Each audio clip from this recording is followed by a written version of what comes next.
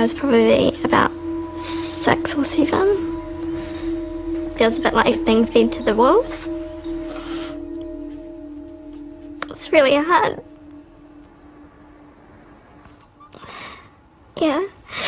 But in retrospect, you cannot understand. It's really hard to make sense of it.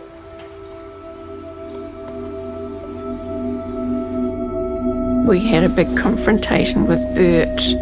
They're just hang-ups. Just gone too far. I will not let this go on. He was furious and stomped out of the community and went to live in a house up the hill and said that those interested in their spiritual development should come and visit him there.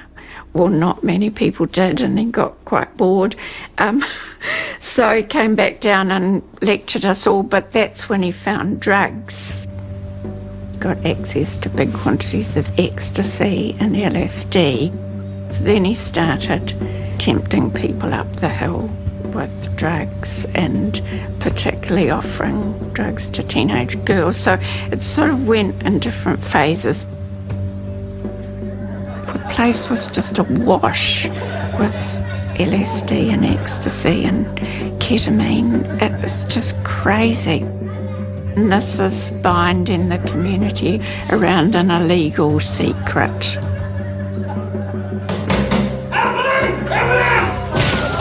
Then there were huge police raids and 140 police officers and helicopters and dogs, and there were criminal cases around the drugs, and he was imprisoned for that. Then the cases started about child sexual abuse. In 1992, Bert Potter was sentenced to 7.5 years in prison for indecently assaulting 5 minors. 6 other men were also charged and convicted. Potter maintains he did nothing wrong. Once you are inside a cultic environment, they will not want you to leave. Cult watchers call this danger sign coerced to stay. A leader may do whatever they can to keep you. If you leave this place, you won't be saved. That means your parents won't be saved, your brothers and sisters won't be saved. And if you leave, it's on your head that all these people will not go to heaven, they'll go to hell. The research which has looked at the integration of people who've been long-standing cult members back into a non-cult society says that there are, this is just as traumatic a transition as someone who's spent a long time in prison, except for the fact that people in prison are actually prepared as much as is possible for reintegration. You know, people say, oh, why don't they just leave? You can't leave. There's so much psychological baggage keeping you there. All the what-ifs. All the doubts about yourself. A lot of these people can't even live. They've never bought, I mean, here was I standing in the supermarket, what sort of bread? A lot of people haven't even bought bread. There's people that have been in all their lives. It's just on the table. They wouldn't know where it came from. They don't know how to make a form a relationship with somebody. So how can they live in the outside world? And especially when they're told that people in the outside world are all SPs, suppressive persons. You do so believe this. So why leave? Mum came over to help me with the baby, and prior to his birth I was moved up to case supervisor, so I could do that at home. The folders were being delivered. I had time to walk along the beach. I was walking along Bondi Beach and I was looking at people and I was thinking, you haven't got Scientology, you don't know what happiness is. You know, people running in the waves and surfing. And as the days went on and I had less contact with Scientologists and Scientology, I started thinking, oh, maybe they're the ones that are happy. Maybe it's me. Maybe this is all just a big fraud. And that's when it all went clang, big loud clang for me, really. But I couldn't say anything.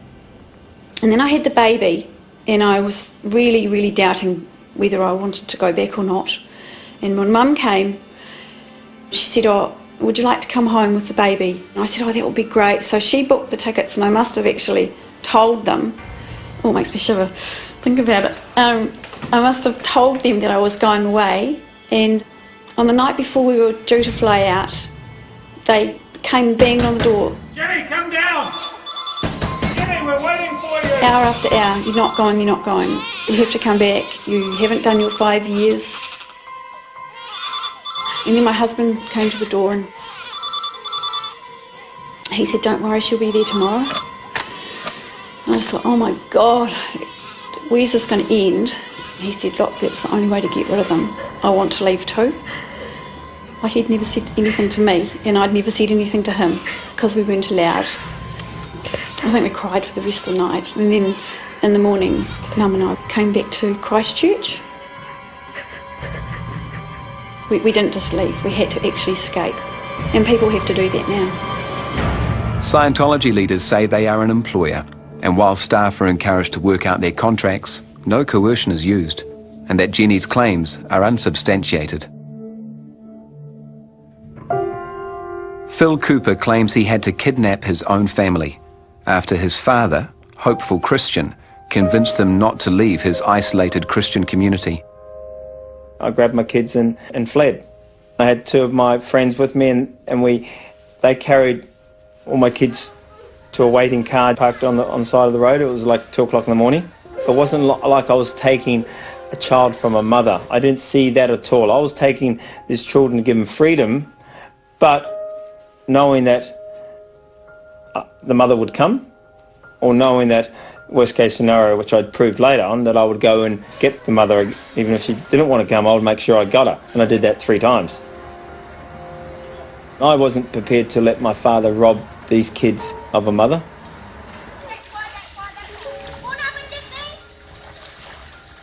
It was great until they tracked her down, convinced her to go back. She left a note to all the kids, you know, laid there crying all night, hugging them, and left a note, and that was the last time we ever saw of her. To suddenly be cut off from your whole family, you suddenly have lost your wife, the children have lost their mother, they're awake all night crying for their mother. You know, what do you do? At times I doubted even my own sanity, and I even doubted whether I'd done the right thing. For someone to convince a mother to leave a 6-month-old baby and 4 other little children under the age of 9 because of her faith, that's a lot of control. My father used to do sex education, and I remember him giving her a few times a massage. And I'm sitting there and he's massaging my wife, naked. We both absolutely hated it. But I look back now and I think that's the point where she gave in. Life on the outside